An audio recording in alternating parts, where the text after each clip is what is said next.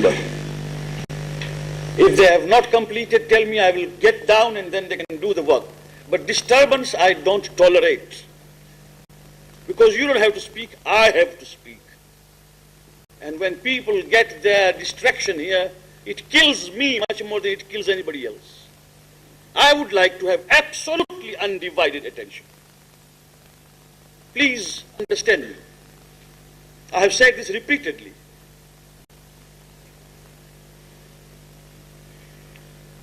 Salawat.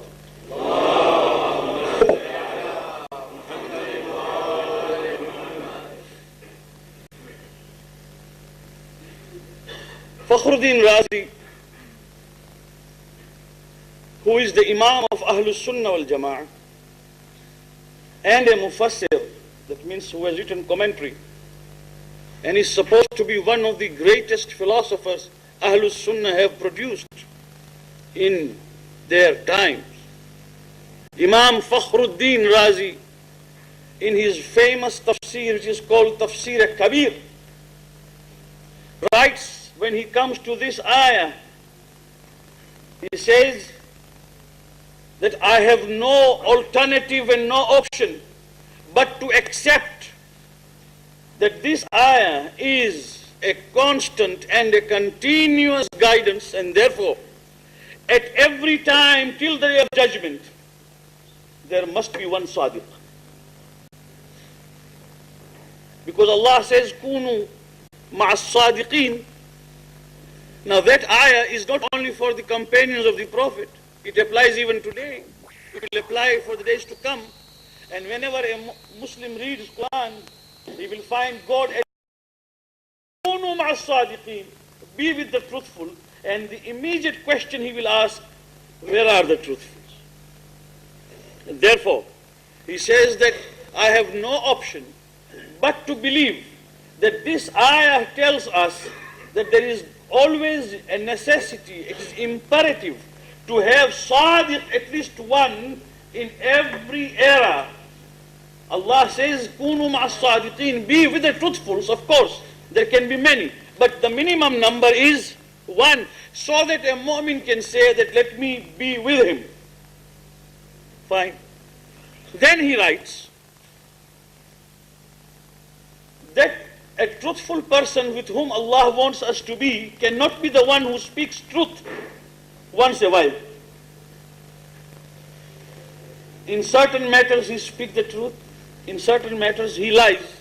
It cannot be, because if that is the case, then Allah says always be with the truthful. Now I will have to be with this man when he speaks the truth, and then with the other when he speaks the truth, and I will have to wander from one house to another, from one person to another. Every time one lies, leave him. And what is the guarantee that he will not lie again? So there is a necessity of a person. Fakhruddin Razi is writing this, who does not believe in Ismat, writes that this is the only ayah which forces me to believe that there must be Masoom. There must be Masoom, that means one who does not commit any sin. But as usual, Fakhruddin Razi always finds a gully for escape. And he says, but I believe, now he writes it, that the majority of Ummah, Ijma', the majority of Muslims cannot be wrong. Therefore, when the majority is formed, it is Ma'soom. And because it is Ma'soom, therefore they are Sadiqeen. This is what he has written in Tafsir al-Kabir. While Abdullah ibn Mas'ud, the companion of the Prophet, who used to be the scribe of the Prophet, that means the Prophet used to dictate him Quran, write down. As the revelations came upon him, there were scribes who wrote down the verses. One of them was Abdullah ibn Mas'ud, another was Ali ibn Abi Talib alayhi salam. All of them were writing. And Abdullah ibn Mas'ud is the one who used to recite Quran while the Prophet listened. In fact, sometimes the Prophet would call him and say, Ibn Mas'ud, will you please read the Quran while I listen? And it is famous that Surah An-Nisa, when he read, and the Prophet wept every time he heard the verses and said, Abdullah, if anyone understands Quran the way it has been meant, every ayah will make him weep. So Abdullah ibn Mas'ud is not an ordinary man.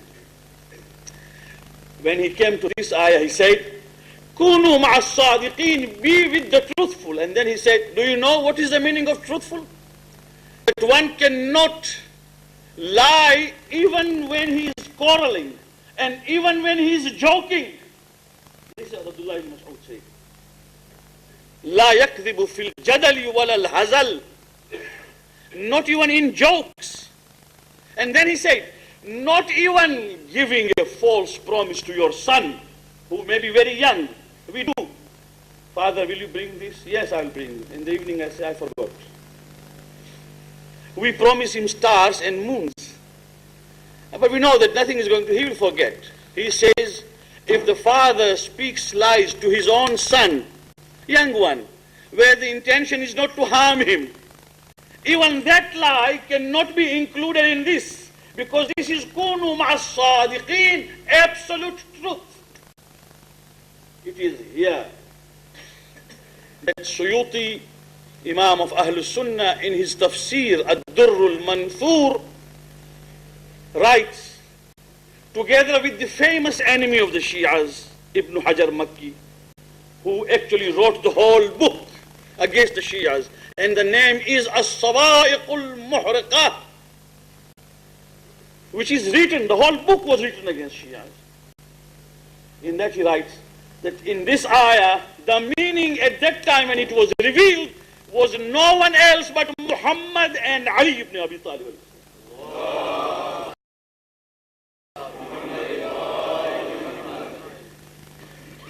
Now when this has been accepted, at that time when it was revealed, there was no one on whom it could be applied except these two, Muhammad and Ali salawatullah salam alayhim ajma'in. And it is thereafter the children or the progeny of Ahlul Bayt who proved to become A'imma after Ali ibn Abi Talib, they are included. That means the Imams of Ahlul Bayt and nobody else. They are the Sadiqeen. Now, kunu ma'as sadiqeen, be with the truthful. That means what? Be what? That means follow.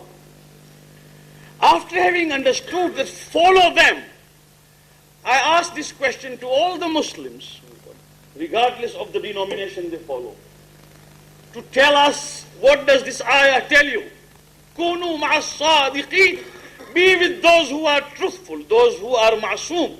And we cannot find any ma'soom but Alu Muhammad and Aimma salamullah alayhim. No one else. And it is for this reason that we who are assembling here, meeting every night inshallah from tonight till Ashura and later, have sat here to commemorate the martyrdom of Sayyid al-Shuhada salamullah alayh, and to remember, I will relate and recount, you will listen and refresh. Why? Every Muharram there is a problem, every Muharram. It has already started in Pakistan, it has already started in India, and day before yesterday Saddam Hussein issued an order in Karbala and Najaf, there should be no azadari. Anyone caught commemorating Sayyid al-Shuhada will be shot dead. Why? Why? In Saudi Arabia, in the eastern province where all the Shia reside, they are not allowed to come out openly to commemorate Imam Hussain alayhi salam. They must go in the innermost part of their residence where they cannot be even heard and read whatever they like, but not openly. And here, in the coming 10 days in Birmingham and in many other places, press will start writing, and you will listen to that Rona bidat hai, to cry and weep over Imam Hussain alayhi salam is an innovation. जुलूस देखने से निकाह टूट जाता है, That means if they come and witness the procession which we will bring forth on the day of Ashura, if any Sunni Muslim sees that, his nikah will be void. That means his wife will be out of his matrimony. Taboot dekhna haram hai. To see taboot is haram. Matam karna haram hai. To do matam is haram. Rona buzdili hai. To weep and cry is cowardice.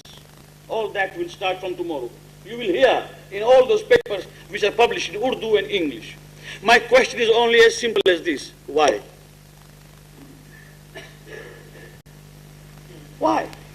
Ordinarily a person, if he is seen outside, when we always come in there at the entrance, if we are seen laughing, nobody will ask you why you are laughing.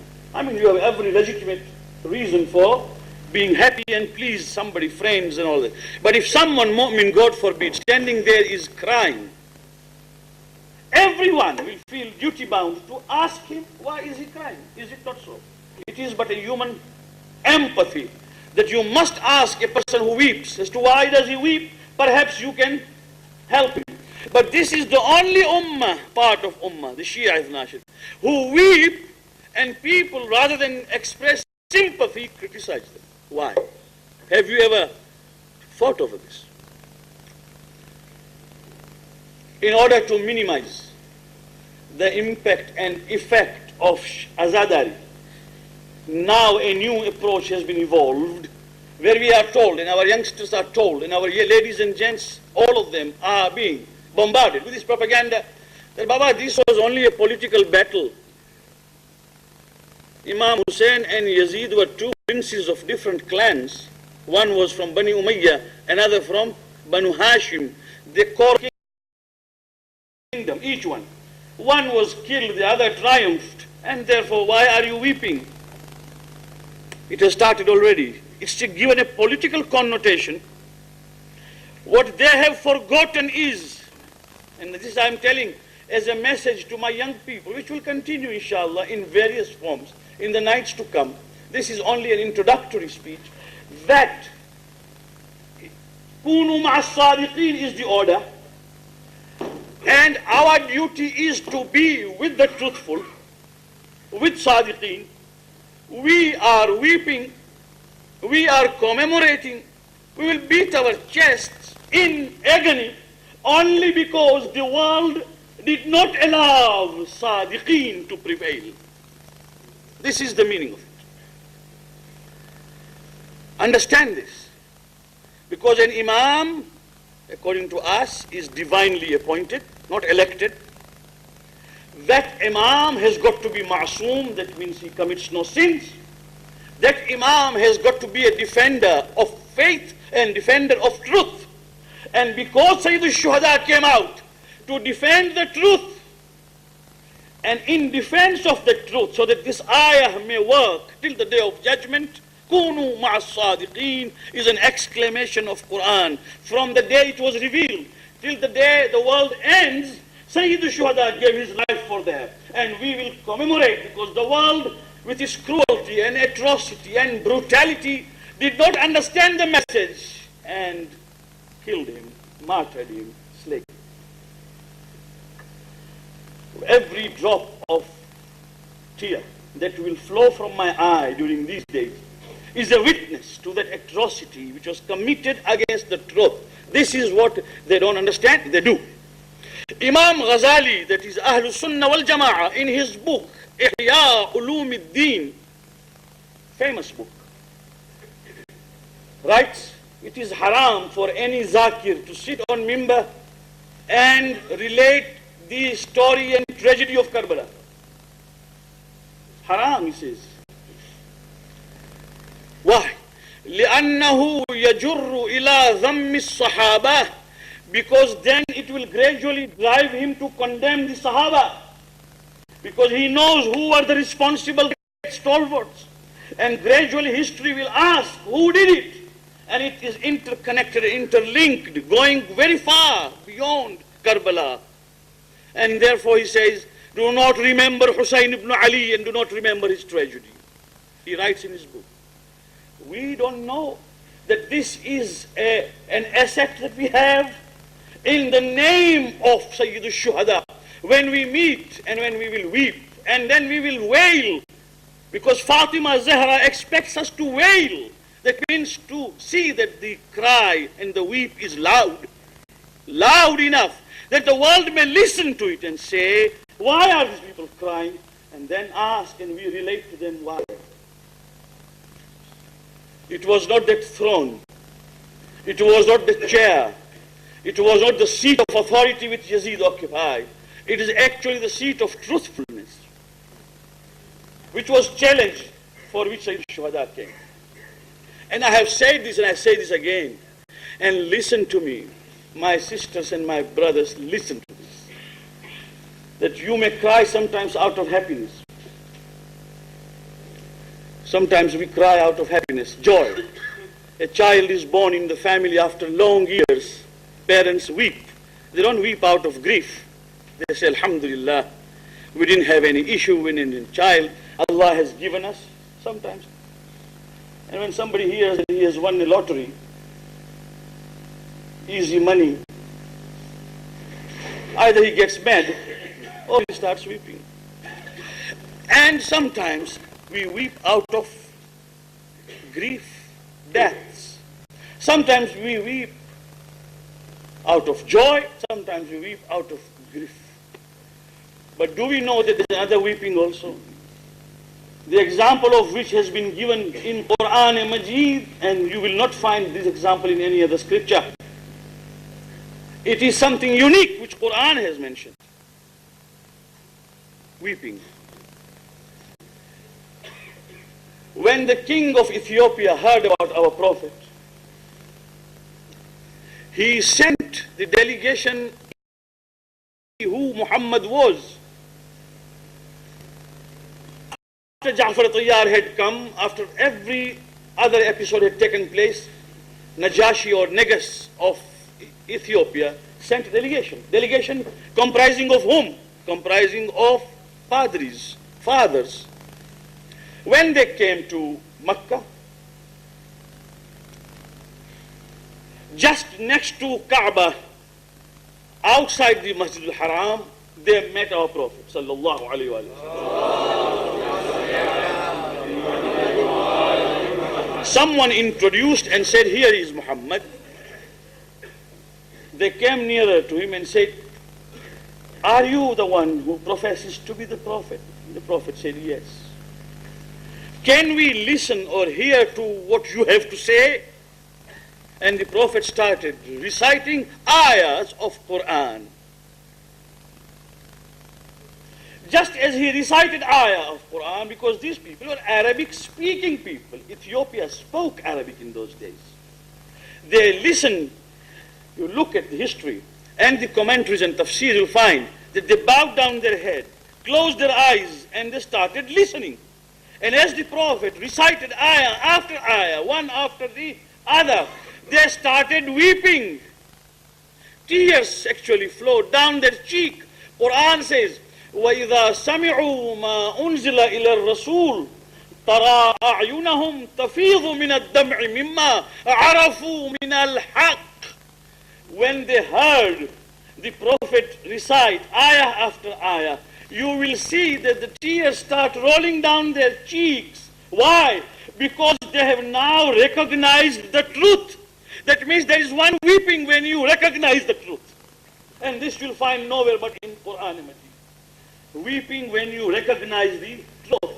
Weeping on Sayyid al-Shuhada is recognizing the truth. When will these people understand us? They have actually labeled us as Millat-e Giryakon. Millat-e Giryakon means a community which cries and cries. Well, I have lost my father. I cried for 2 days, 3 days. And I said, Rahimahullah, Allah may have mercy on him. Even today, I remember him, I say Fatiha. But I do not weep.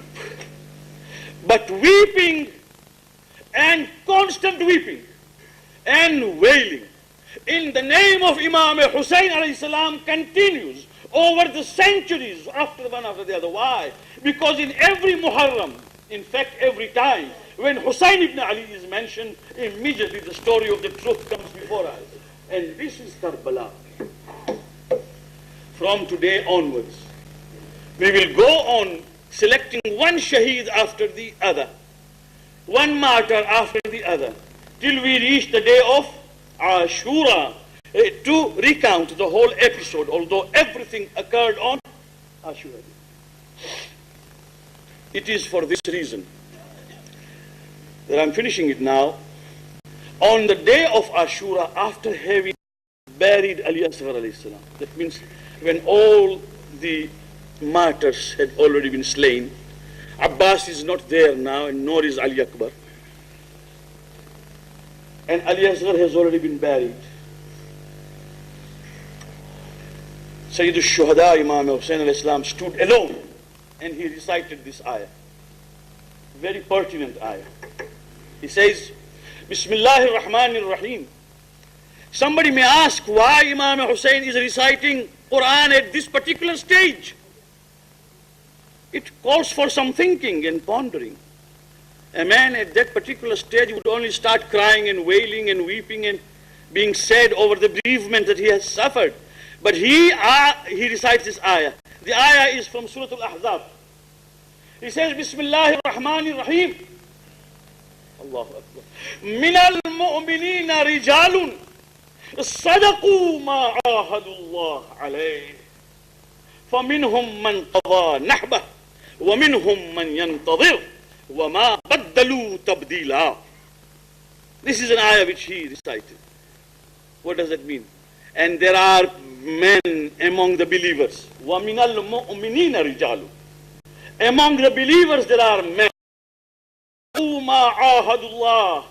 They have confirmed and stood steadfast upon the covenant they have given to God.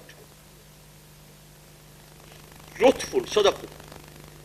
فَمِنْهُمْ مَنْ قَضَى نَحْبَهُ. Among them are some who have already completed their vows. That means those who are already shaheed. وَمِنْهُمْ مَنْ يَنْتَظِرُ. And there is one still waiting to complete the vow. The covenant with God. Truthful covenant. وَمَا بَدَّلُوا تَبْدِيلًا. And they will never change, never swerve. Here, the Imam is giving the message, who are the truthful people? We here in Karbala. مِنَ الْمُؤْمِنِينَ رِجَالٌ صَدَقُوا مَا عَاهَدُوا اللَّهَ فَمِنْهُمْ مَنْ قَضَى نَحْبَهُ وَمِنْهُمْ مَنْ يَنْتَظِرُ وَمَا بَدَّلُوا تَبْدِيلًا. This Quran has got to be read this way, so that we understand what is the meaning of the Imamah and the truthfulness and the message of Karbala. Wassalamu alaikum wa rahmatullahi wa barakatuh.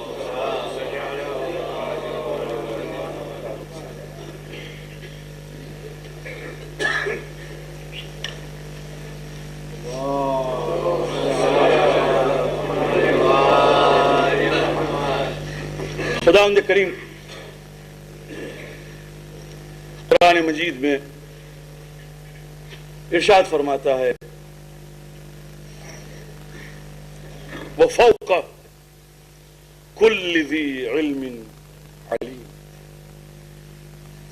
ہر جاننے والے کے اوپر ایک سب سے زیادہ جاننے والا موجود. مطلب کیا ہے؟ ہر صاحب علم کے ساتھ ایک علیم ہے، یعنی خداوند کریم کی ذات ہے جو واقعاً علم رکھتا. ایک عجیب بات، ایک عجیب پیرائے سے پیش کر کے میں پیش خیمہ بناتا ہوں آنے والی تقریروں کی، کہ جو شاید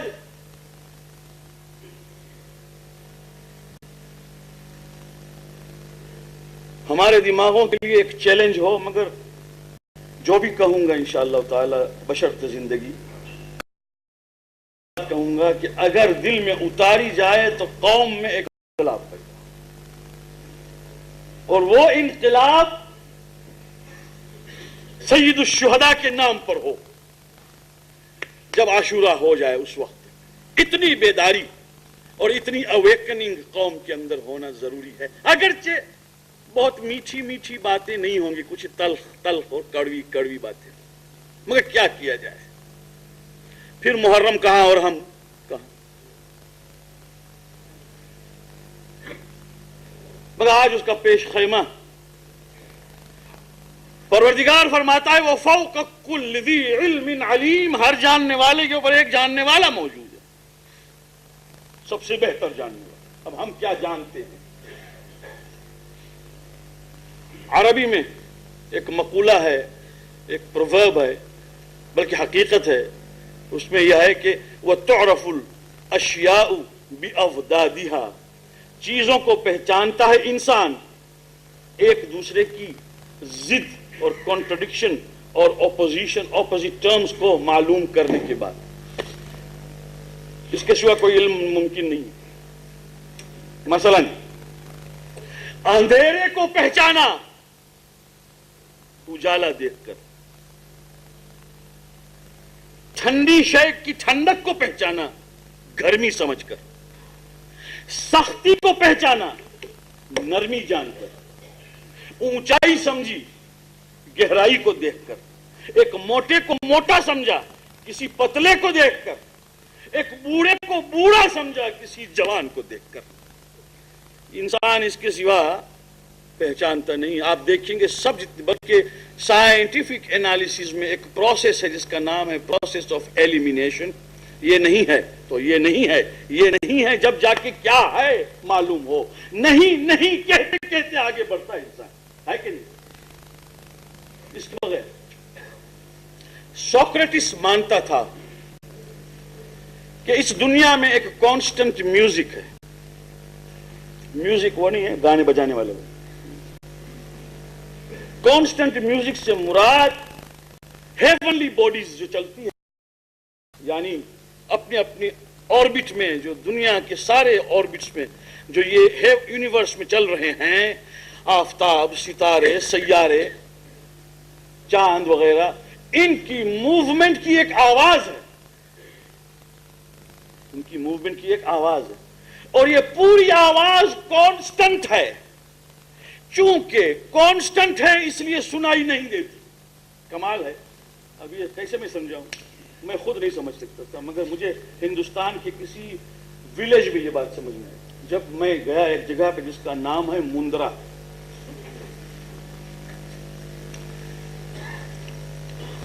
تو وہاں پر، اور ایک جگہ ہے دھوڑکا، دونوں جگہ میں گیا، وہاں پر مومنین کا کاروبار ہے مل کا، وہ ہینڈلوم کا، ہینڈلوم، مگر الیکٹرک، اب وہ فٹ کر دیے ہیں موٹرز۔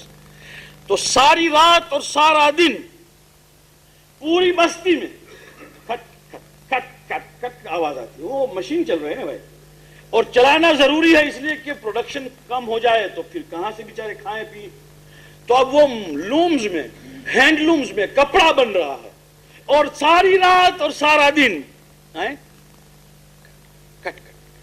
آواز جا رہی۔ اب آپ نئے آئے ہیں تو آپ کو تو ایک مرتبہ کوفت ہوگی کہ کہاں مصیبت میں پھنسے، مگر لوگوں سے دیکھیں تو بات کرنے کی ان کی آواز بھی خود بخود ذرا اونچی ہے، اس لیے کہ وہ شہر میں جو آواز، رہن سہن، اور رات کو بڑی چین سے سوتے ہیں۔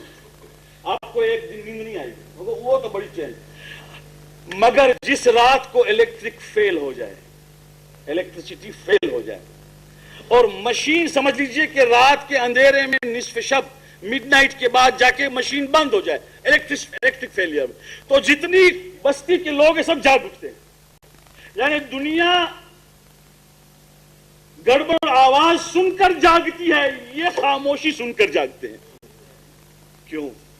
اس لیے کہ کان جو ہیں وہ اتنے مانوس ہو چکے ہیں اس آواز سے کہ اب وہ آواز سنائی نہیں دیتی۔ اب جب وہ آواز ختم ہو جائے تو خاموشی سنائی دیتی ہے۔ کیا ہو گیا؟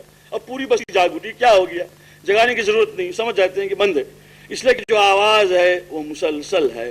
تو انسان ضد کو پہچانتا ہے، اس کے بغیر کوئی طریقہ نہیں ہے، کوئی طریقہ نہیں۔ تعرف الاشیاء بأضدادها، ایک دوسرے کی ضد سے انسان پہچانتا ہے۔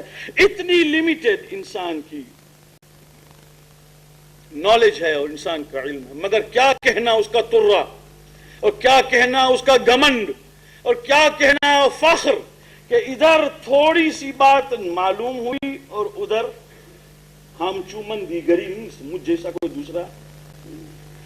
اور یہی تو وہ بات ہے کہ جس کی بنا پر اور بہت سے نوجوان جو ابھی ابھی تازہ یونیورسٹی سے نکل کے آتے ہیں اور یہ سمجھتے ہیں کہ دماغ میں بہت ایجوکیشن بھرا ہے، تو اب وہ سمجھتے ہیں کہ اس نالج کے ساتھ خدا کہیں پر فٹ نہیں ہوتا. مجھے یاد ایک زمانے میں، پتہ نہیں وہ یہ آپ لوگوں کے ساتھ یہ قصہ ہوا ہو یا نہ ہوا، ہمارے ساتھ تو ہوا. ہمارے گھر میں چھوٹی سی بچی تھی اور بچے سب ساتھ کھیلتے تھے، کیا وہ کہتے ہیں ہائیڈ اینڈ سیک. وہ ایک چھپ جائے دوسرے سب اس کو ڈھونڈنے کے لیے نکلے، سنتا ککڑی کے. تو وہ ہائیڈ اینڈ سیک. یہ لڑکی، ہم تو وہاں تھے نہیں، چھوٹی سی بچی. اب جب میں باہر سے آیا دیکھا ایک جگہ کھڑی ہے اور رو رہی. میں سمجھا کسی بدماش نے، لڑکوں سے کسی نے تماچا وماچا گھسیٹ دیا. میں نے کہا بیٹی کیوں روتی ہے؟ کہنے لگے بابا میرے ساتھ جو مصیبت ہوئی ہے وہ کسی سے نہیں ہوگی. کیا ہوا؟ کہنے لگے کہ ہم کھیل رہے تھے، اب میری باری تھی چھپ جانے کی. میری باری تھی چھپ جانے کی، تو میں ایسی جگہ چھپی کہ یہ آدھ گھنٹے تک مجھے ڈھونڈتے رہے مگر میں ملی نہیں. تو میں سمجھی کہ میں جیت گئی، مگر ان کمبختوں نے مجھے چھوڑ دیا، دوسرا گیم شروع کر دیا. اب میں کب سے منتظر ہوں کوئی ڈھونڈنے کے لیے آئے. اب کوئی ڈھونڈنے آتا نہیں تو میں جو کھو گئی تو کھو ہی گئی. اب خدا کو ڈھونڈتے ڈھونڈتے خدا اس کارنر میں ختم ہو گیا، گم ہو گیا. اب ہم لوگ دوسرے گیم میں ہیں، دوسرے گیم میں. اب خداوند کریم انتظار کرے. علامہ اقبال کہتے ہیں کارے حیات کارے جے تو بھی انتظار کر، تو بھی انتظار. چھوٹی سی خوشی. معلوم ہے وہ کبھی کبھی ہم جاتے ہیں یہاں فروٹ خریدنے کے لیے تو فروٹ والا تو کہتا ہے کہ بہت اچھا فروٹ ہے، مگر میں دیکھتا ہوں نرم نرم. بوڑھوں کے لیے نرم نرم فروٹ اچھا ہے، نہ دانت کو تکلیف نہ آنت کو تکلیف. اب گھر پہ جو گئے، اب جو کھولا تو اس میں دیکھے تھوڑے چھوٹے چھوٹے کیڑے. دیکھے آپ نے بھی دیکھا، ایپل میں دیکھے ہم نے، وہ ہمارے جامن میں دیکھے ہم نے، امرود میں دیکھے، دنیا کے ہر پھل میں دیکھے. باندھ پھل کھولتے ہی جناب اس میں چھوٹے چھوٹے کیڑے ورمز وغیرہ. اب میں ان سے گفتگو کرتا ہوں، کبھی کبھی بات چیت کرتا ہوں، دیوانہ ہوں. میں یہ کہتا ہوں میاں تم یہاں آئے کیسے؟ یہ تو بند تھا. وہ کہتے ہیں کہ بھائی تو کیا جانے، یہی تو ہماری دنیا، یہی ہمارے لیل و نہار، یہی ہمارے شب و روز، یہی ہماری زمین تھی، یہی ہمارا آسمان ہے. اسی میں ہم رہتے تھے بھائی، یہ ہماری دنیا تھی. اسی میں ہم پیدا، اسی میں ہم نے شادی کی اور اسی میں ہم نے بچے پیدا کیے، اسی میں ہم رزق پاتے تھے، یہی ہماری دنیا تھی. میں کہتا ہوں اے میاں کیڑے، یہ عجیب ہے، تو صرف ایک پھل میں ہے. ایسے تو درخت میں ہزاروں پھل ہوتے ہیں اور ویسے ہزاروں درخت ہوتے ہیں، اور درخت زمین پر ہوتے ہیں اور زمین میں پانی سینچا جاتا ہے. اس کا کوئی مالک ہوتا ہے جو اس کی خبرگیری کرتا ہے. تو جواب میں کیڑا کہے گا تو دیوانہ ہے، یہ تو ہمیں کیا معلوم، دنیا یہی ہے، یہی زمین ہو، یہی آسمان، یہی شادی، یہی مرنا. یہ ساری باتیں سمجھ رہے ہیں آپ میں کیا کہہ رہا ہوں؟ اس پورے نظام میں اور عالم میں نبی اکرم فرماتے ہیں کہ اے انسان، یہ تیری ایک دنیا جو ہے یہ تو ایک چھوٹا سا سپیکل ہے، ایک چھوٹا سا ایٹم ہے، اس میں تیرا وجود بھی بہت کم میں کم ہے. ایسی خداوند کریم نے ہزاروں خلقتیں پیدا کی ہیں جو اسی نظام میں ہیں. ایور ایکسپینڈنگ یونیورس ہے جس میں روزانہ پیدا ہو رہے ہیں اجرام. اور اے بندے، اس کا ایک مالک ہے جو اس کا خیال کرتا ہے. اور میں کہتا ہوں نہیں جناب، میں تو فزسٹ ہو گیا، اب تو میں تو میڈیکل آفیسر ہو گیا ہوں، اب تو میں. ارے میاں کم بخت، تو ابھی اسی سڑے ہوئے پھل میں ہے.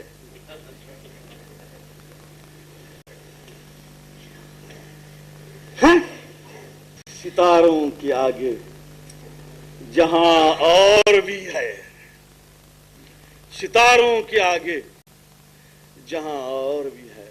کتنی محدود ہے، کتنی لمیٹڈ ہے ہمارا نالج، کتنا لمیٹڈ ہے. اور اس کے بعد کتنا فخر ہے جس خداوند کریم نے پیدا کر کے کہا تھا کہ اے لوگوں، زمین و آسمان کی پیدائش تمہاری پیدائش سے بہت زیادہ بڑی پیدائش ہے.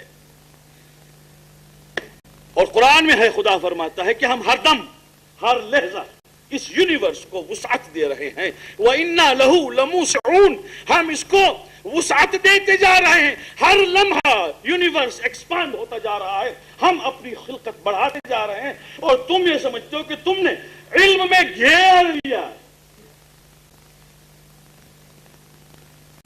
کبھی رات کو موقع ملے، یہاں تو بہت کم، کہیں کوئی یہاں لیک ہے، مگر اگر سلامت ہوا رات کو جا کے کہیں خودکشی اور سوسائڈ کے لیے مت جائیے.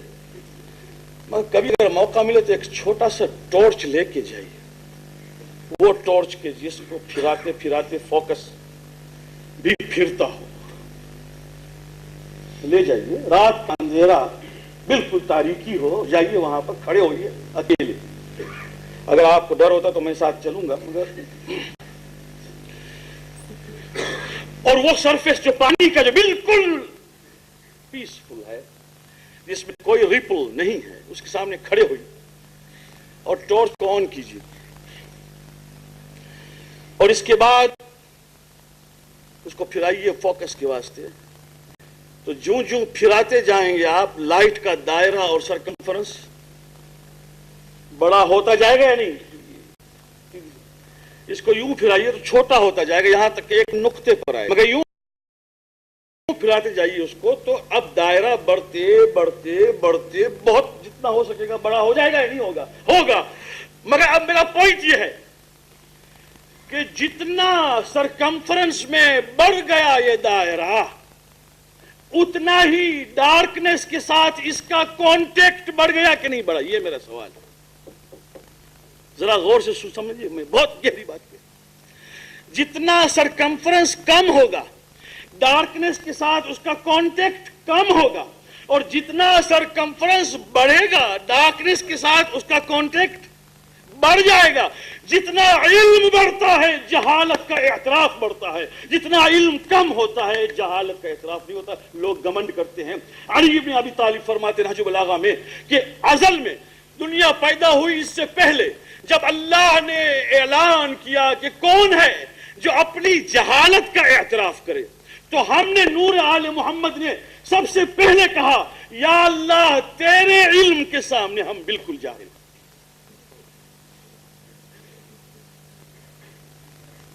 جب یہ حالت ہے ہماری میرے دوستو، دعائے عرفات میں جو 9ویں دن ذی الحج کو پڑھتے ہیں، اور امام حسین علیہ السلام کی دعا ہے، اور ایسی دعا شیعوں کے ہاں، سنیوں کے ہاں کیا، شیعوں کے ہاں ایسی دعا جو امام حسین کی روز عرفہ کی ہے نہیں ملے گی الا دعائے کمیل. دعائے کمیل کو 1 نمبر حاصل ہے. دوسرے نمبر پر دعائے عرفات سید الشہداء، عجیب و غریب دعا. فرماتے ہیں الہی فَأَنَا الْفَقِيرُ فِي غِنَايَ فَكَيْفَ لَا أَكُونُ فَقِيرًا فِي فَقْرِي. پروردگار جب میں دولت مند بھی اگر ہو جاؤں تو فقیر ہوں، تو اپنی فقیری میں کیوں فقیر نہ ہوں؟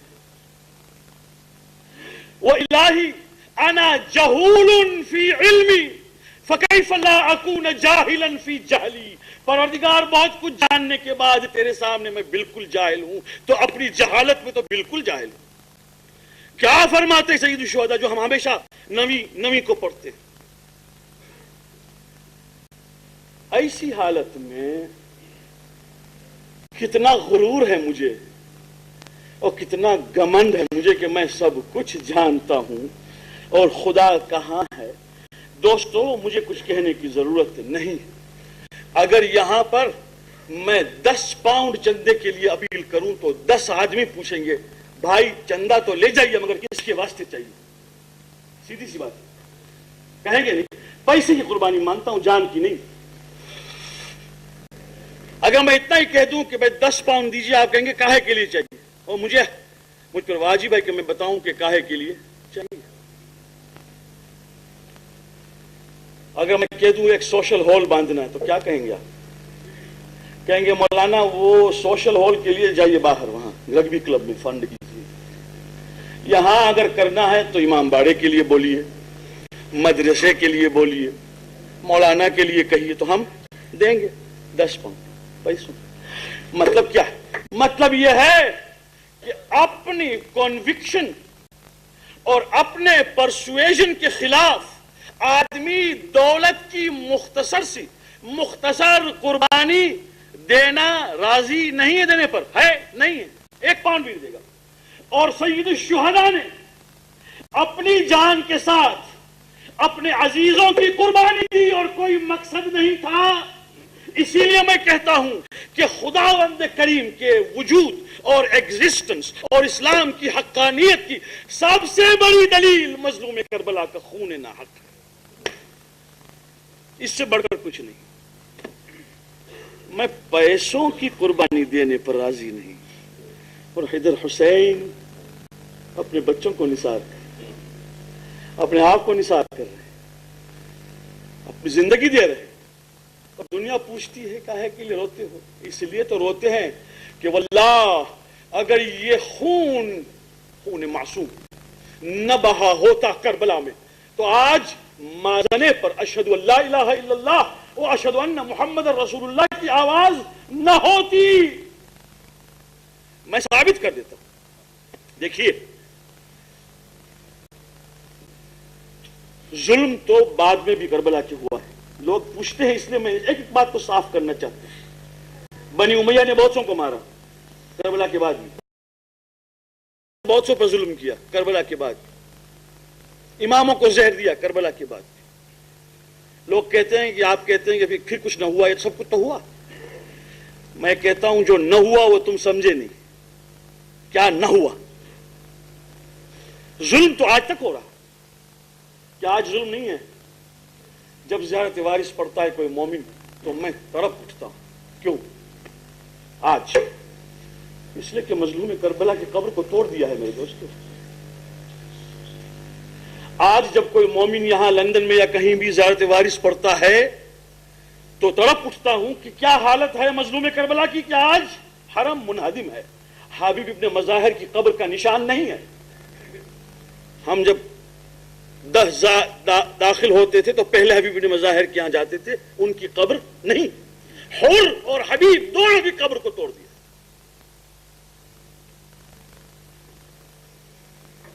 تو مظلومی تو آج بھی، کیا نہ ہوا؟ سنیے کیسے بات یہ تھی میرے دوستو کہ معاویہ اور اس کے بعد اس کے بیٹے یزید نے کمر کس لی تھی کہ اب چونکہ ہمارے ہاتھ میں ہے، اب ظلم تو بہرحال ہوتا رہے، ہم شریعت بدل دیں۔ یاد رکھیے میرے دوست، کیا شریعت؟ ایک داستان ہے، سنیں گے تو پریشان ہو جائیں گے۔ شریعت بدلنے کی بات ہو رہی تھی، شریعت یعنی حد ہو گئی تھی کہ مروج الذہب میں مسعودی لکھتا ہے کہ صفین کی لڑائی میں علی کے سامنے لڑنے کے لیے جب جانا چاہتے تھے تو معاویہ نے کہا کہ ہم نکلے، جاؤ بدھ دین کا۔ تو لوگوں نے کہا معاویہ جلدی کیا ہے، 2 دن کے بعد جمعہ ہے، ہم نماز جمعہ پڑھ کے پھر نکلیں۔ تو اس نے کہا اگر تمہیں جمعہ کا ہی شوق ہے تو آج بدھ کو میں نماز جمعہ پڑھا دیتا ہوں۔ چنانچہ بدھ کو اس نے نماز جمعہ پڑھائی اور مسلمانوں نے شام میں نماز جمعہ بدھ کو پڑھی۔ یہ شروع ہو گیا، اب شریعت بدل رہی ہے، جمعے کی نماز بدھ کو ہو رہی ہے، سمجھ رہے ہیں؟ صبح کی نماز 4 رکعت پڑھائی شراب پی کر، اور لوگوں نے کہا کہ کیا شریعت بدل گئی؟ تو نماز پڑھانے والا کہتا ہے میں آج موڈ میں ہوں، کہو تو 4 اور پڑھاؤں۔ یہ آج ہم ہنستے ہیں مگر یہ رونے کی جگہ ہے، شریعت کو مسخ کر رہے ہیں۔ اور جب وہ لٹا ہوا قافلہ اہل بیت کا جب آیا ہے شام میں تو مرد اور عورت آپس میں گفتگو کرتے تھے کہ یہ کون ہے؟ شامی مسلمان. تو ایک کہتا ہے یہ معلوم ہوا ہے کہ یہ فاطمہ کے بیٹے ہیں. تو دوسرا پوچھتا ہے فاطمہ کون ہے؟ تو کہ فاطمہ رسول کی بیوی تھی. یہ جہالت تھی، یہ جہالت تھی. کتنا ڈاک کر دیا تھا ماحول کو اور شریعت کو بدل رہے تھے. قرآن مجید کی مسخری ہو رہی تھی اور علماء جو جید علماء تھے ان کا لباس بندروں کو اور منکیز کو پہنا کر لاتا تھا. اور یزید نے حد کر دی کہ شریعت میں داخل کر دیا اس نے کہ بہن پھوپھی کے ساتھ اور باپ کی وہ بیویاں جو سٹیپ مدر کہلاتی ہوں ان کے ساتھ نکاح جائز کر دیا.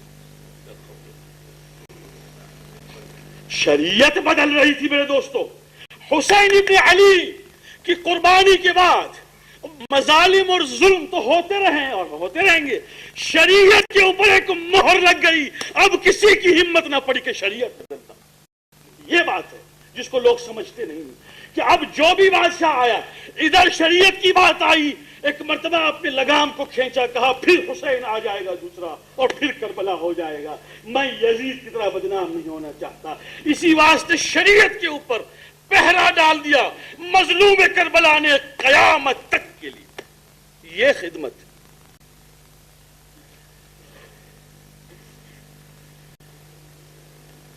قدر کیجئے، قدر کرو میرے بھائیوں کہ آپ کے پاس اور میرے پاس حسین ابن علی کا غم ہے. بھائی دوسروں کی بات نہ سنو.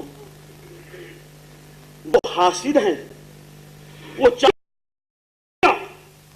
وہ مسخرہ کرتے ہیں، مگر یہ مسخرے کی بات نہیں ہے، یہ حقیقت ہے. جس کے ذہن میں آئے وہ آئے، جس کے ذہن میں نہ آئے نہ آئے. ہم اپنے ائمہ کی سیرت پر چلتے. کربلا کے واقعے کے بعد میرے اور آپ کے سید و آقا امام زین العابدین علیہ السلام 35 سال تک زندہ رہے. 60 ہجری کے اندر کربلا کا واقعہ ہوا. 95 ہجری میں امام زین العابدین کی شہادت ہوئی. 35 سال تک مظلوم کربلا کا ماتم کرتے رہے، وقتاً فوقتاً ماتم کرتے رہے. یعنی حقیقت یہ ہے میرے دوستو کہ یہ جو کہا جاتا ہے کہ ہمیشہ روتے رہے، اس کا مطلب یہ ہے کہ جہاں موقع پایا وہاں پر غم منایا. جہاں موقع پایا، یہاں تک کہ کبھی کبھی جب شہر میں جاتے تھے کبھی اور دیکھتے تھے کہ قصاب بچر جو ہے وہ اب جانور کو ذبح کرنے ہی والا ہے تو کھڑے ہو جاتے تھے اور صرف اتنا ہی کہتے تھے، اے بھائی کیا تو نے اس جانور کو پانی پلا لیا ہے؟ تو وہ قصاب ایک مرتبہ تڑپ کے کہتا تھا، سید الشہداء کے بیٹے ابن رسول، کہیں پر آپ نہیں سنیں گے کہ کسی گوسفند کو کوئی ذبح کرے اور پانی نہ پلائے. ہم کبھی گوسفند کو پیاسا ذبح نہیں کرتے، بس مولا ایک جملہ مجلس کا پڑھتے تھے وہاں پر اور کچھ نہیں. کہتے تھے ہاں بھائی میں جانتا ہوں، مگر ہائے فاطمہ کا لال حسین ابن علی اور اس کے ساتھی کربلا میں پیاسے مارے گئے. یہ کہہ کے چلے جاتے تھے. ایک مرتبہ شام کے بازار میں ایک چھوٹے سے جملے نے ایک مجلس برپا کر. یہ ہے وہ حقیقت میرے دوستو جس کو محرم کہتے ہیں. امام جعفر صادق علیہ السلام باقاعدہ مجلسیں کرتے تھے. امام محمد باقر تو مجلس کر کے خود بیٹھتے تھے اور کہتے تھے میں تھا کربلا میں. امام محمد باقر علیہ السلام موجود تھے، 4 سال کی عمر تھی. مگر سب سے زیادہ اہتمام امام رضا علیہ السلام کرتے تھے. ہمارے 8ویں امام جو خراسان میں سوتے ہیں. پروردگار کربلا کا راستہ بند ہے مگر ابن فاطمہ تو مشہد میں ہیں، ہمیں خراسان کی زیارت نصیب فرما. محرم جب آتا تھا تو گھر میں بیٹھتے تھے اور مرثیہ خانوں کو بلاتے تھے. زمانہ تھا مرثیہ خانوں کا، عربی کے مرثیہ پڑھنے والے، اور ان کو بلاتے تھے اور کہتے تھے مرثیہ پڑھو. خود بیٹھتے تھے، ایک پردہ اتارتے تھے سیاہ، اس پردے کے پیچھے اہل بیت کی عورتیں بیٹھتی تھیں، امام رضا کی گھر کی عورتیں بیٹھتی تھیں اور کہتے تھے کہ دیبل پڑھو. ایک مرتبہ دیعبل داخل ہوئے، محرم کا زمانہ، دیعبل بہت زبردست شاعر گزرے ہیں عرب کے، اور شیعہ تھے اور مرثیہ پڑھنے والے تھے، داخل ہوئے۔ امام رضا علیہ السلام نے دیکھا دیعبل کو، کہا دیعبل خدا نے تجھ کو بر وقت بھیجا ہے، بیٹھ، تجھ کو پتا ہے یہ کون سا زمانہ ہے؟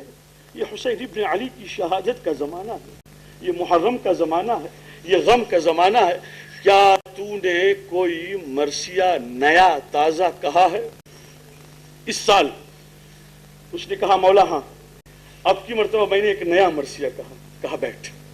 سیاہ پردہ اتارا گیا، عورتوں سے کہا گیا کہ پردے کے پیچھے سنو کہ آج مجلس ہو رہی ہے، ایک کرسی بچھائی گئی اور دیعبل کو کہا بیٹھ۔ دیعبل نے کہا مولا آپ نیچے بیٹھیں اور میں کرسی پر بیٹھوں؟ کہا ہاں، ذاکر حسین کی یہی شان ہے، بیٹھ۔ بٹھلایا، بٹھلانے کے بعد مولا نیچے بیٹھے، صاحب ممبر وارث ممبر نیچے بیٹھے ہیں، دیعبل بیٹھا ہے کرسی پر، اور اس نے جو مرثیہ پڑھا کہ چند بند پڑھتا ہوں رونے کے لیے اور رلانے کے لیے کافی ہے میرے دوستو، کہتا ہے افاطم لو خلت الحسین مجدلا، اے بی بی فاطمہ کاش کہ آپ دیکھتی کہ حسین کس طرح خون میں تربتر ہے۔ وقد مات عطشان بشط فراتی، وہ حسین جو فرات کے کنارے پیاسا مارا گیا۔ یہ کہہ تو دیا۔ امام رضا ایک مرتبہ رومال رکھ کے زار و قطار ہونے لگے، جب خاموش ہوئے تو اب دوسرا مصرع سنیے، جس مصرے پر امام اتنا روئے ہیں کہ کنٹرول کرنا، قابو پانا مشکل ہو گیا۔ فرماتے ہیں، کہتا ہے افاطم کاش کہ آپ دیکھتی کس طرح سے پیاسا حسین مارا گیا آپ کا، اگر آپ دیکھتی اذن للطمت الخد فاطم عنده، فاطمہ اگر آپ دیکھتی کہ کس طرح حسین خون میں تربتر ہے تو ایک مرتبہ اپنے رخساروں پر تماچے مارتی کہ کس طرح سے کیا حال ہوا ہوگا۔ افاطم، اے فاطمہ، قومی یبنت الخیر فاندبی، اے سب سے بہترین مخلوق کی بیٹی، ذرا کھڑی ہو جائیے اور روئیے۔ کس پر؟ ان ستاروں پر روئیے جو کہ صحرائے کربلا میں گرے۔ امام رو رہے، آپ بھی رو رہے، اور مجھے یقین ہے کہ آج فاطمہ زہرا یہاں مہمان ہے اور وہ بھی رو رہی ہے، اور ہر رونے والوں کو کہہ رہی ہے کہ آئے میرے اس شہزادے پر رونے والوں جس پر رونے والا کوئی نہ تھا۔ گریہ کرو، حق کو سمجھ کے گریہ کرو، حق کی قدر کرو، حسین ابن علی علیہ السلام کی قربانی کو۔ اس وقت تک تو دھیمی آواز پردے کے پیچھے سے آ رہی تھی۔ ایک مرتبہ ایک بیت اور ایک شعر پڑا ہے دیعبل نے، قیامت برپا ہو گئی۔ کہتے آخر میں کہا وَآلُ زِيَادْ فِي الْحُصُونِ مَنِيعَةٌ وَبَنَاتُ رَسُولِ اللَّهِ فِي الْفَلَوَاتِ، ہائے کیا ظلم ہے کہ ابن زیاد کی بیٹیاں تو قلعے میں محفوظ ہوں اور بیٹی رسول زادیاں جو ہیں وہ بازاروں میں تشہیر کرا دی جائے۔ بس یہ سننا تھا کہ پردے کے پیچھے سے آواز بلند ہوئی، وا فاطمہ وا محمد۔ ایک مرتبہ امام نے فرمایا دیعبل کافی ہے، بس اب اس سے زیادہ سن نہیں سکتے۔ یہ وہ مرثیہ ہے جس مرثیے کو عرب لٹریچر کے اندر جگہ دی گئی ہے، بہترین فصیح عرب لٹریچر میں دیعبل خزائی کا یہ مرثیہ۔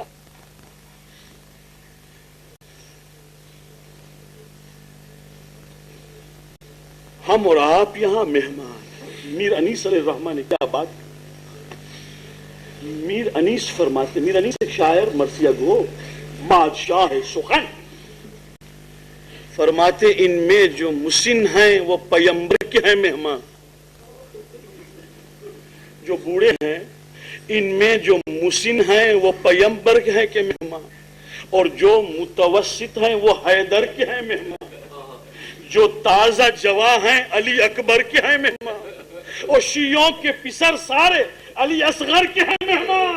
ہم ان دنوں میں ان کے مہمان ہیں، اور وہ خواتین جو پیچھے پردے میں بیٹھی ہیں ان کے واسطے میں کیا کہوں، وہ کن کے مہمان ہیں؟ وہ فاطمہ کے بھی، زینب و ام کلثوم کے بھی، اور چھوٹی چھوٹی بیٹیاں سکینہ اور رقیہ کی مہمان۔ جب حسین علیہ السلام نے، بس میں ختم کرتا ہوں مگر اس کا پڑھنا ضروری سمجھتا ہوں اس لیے کہ مصیبت عظما ہے۔ جب حسین علیہ السلام نے فیصلہ کیا کہ مدینہ چھوڑیں، اللہ اکبر، گھر پہ آئے۔ تاریخ پڑھتا ہوں اور تاریخ بھی مستند پڑھتا ہوں، معتبر پڑھتا ہوں، کہ میری عادت نہیں ہے کہ میں غیر معتبر روایت پڑھوں، اس لیے کہ غیر معتبر روایت پڑھنا گناہ کبیرہ ہے۔ جو کچھ بھی ہے وہ جو مسلمانوں کے علماء نے لکھا ہے ان کو میں نہیں پڑھتا، میں اسی کو پڑھتا ہوں جو اہل بیت علیہم السلام سے مروی ہے۔ گھر پہ آئے اور جناب زینب علیہ السلام موجود تھیں، حالانکہ اس دن گھر پہ آئی تھی مہمان کے طور پر، شوہر کے ہاں سے آئی تھی۔ کیوں زینب آئی تھی؟ زینب کو معلوم تھا کہ آج حسین ابن علی ولید کے ہاں گئے ہیں اور آج فیصلہ ہونے والا ہے، معلوم ہو کہ کیا فیصلہ ہوا ہے۔ گھر پہ بہن منتظر ہیں کہ حسین آئے۔ کہا بہن سلام، بہن نے کہا بھائی کیا ٹھہری، اور ایک مرتبہ جواب میں کہا بہن حسین مدینہ چھوڑ کے جا رہا ہے۔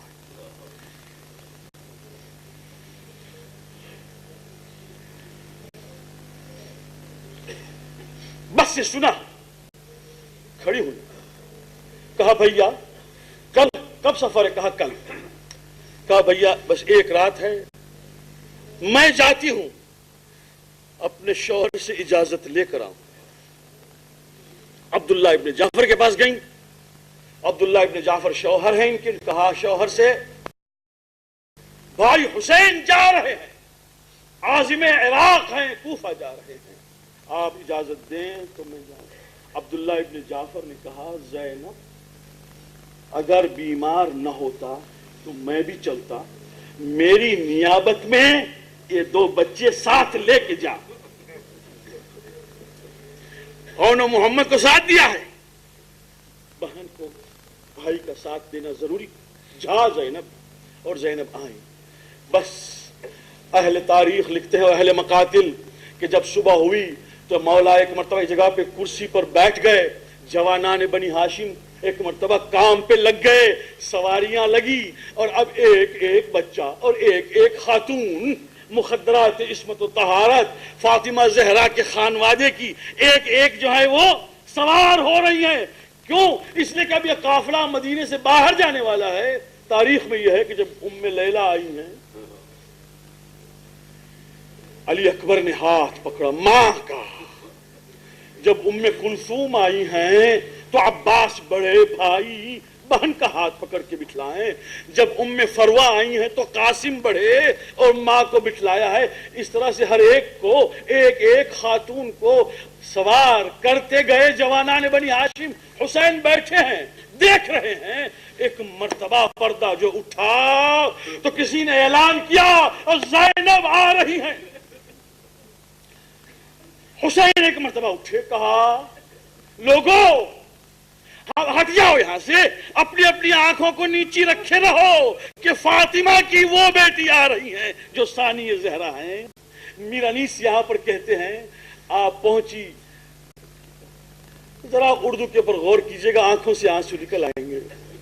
آپ پہنچی جو ناقے کے قریب دختر حیدر، جب ناقے کے قریب فاطمہ کی بیٹی علی کی بیٹی آئی ہیں، آپ پہنچی جو ناقے کے قریب دختر حیدر، اور خود ہاتھ پکڑنے کو بڑے صفت پیمبر، ہاتھ تھامنے کے لیے خود حسین بڑے، اور اس کے بعد کہتے ہیں فضا تو سنبھالے ہوئے تھی گوشے چادر، پردے محمل کو اٹھائے علی اکبر، محمل کا پردہ علی اکبر نے اٹھایا، زینب کی چادر کا گوشہ فضا نے اٹھایا، ہاتھ حسین نے تھاما ہے۔ کیا عزت ہے، کیا جلال ہے۔ مگر اس سے بھی آگے ایک بات کہی ہے، عجیب بات کہی ہے، بس اس کو پڑھتا ہوں، مجلس کے لیے کافی ہے۔